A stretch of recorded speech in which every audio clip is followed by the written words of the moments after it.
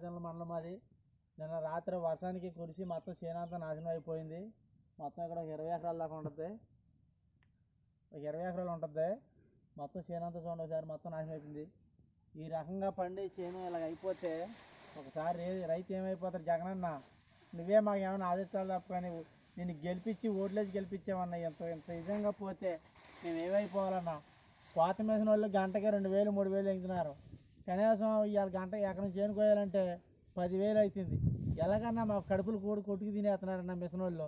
బాకర్లు ఇల్లే తినేస్తున్నారు తప్ప కానీ ఏమీ లేదన్న. మొత్తం ఈ చేనంతా మాదన్న. చూడు ఒకసారి అన్న, మొత్తం చేనంతా పడిపోయింది. అసలు ఏమి పని చేయదు. రైతు కౌలు వేసుకున్న రైతు కూడా చాలా ఇబ్బంది పడుతున్నాడు. ఇది మీరే అన్నా కొంత దయచేసి ఏదన్నా సాయం చేయబడి కోరుతున్నాము.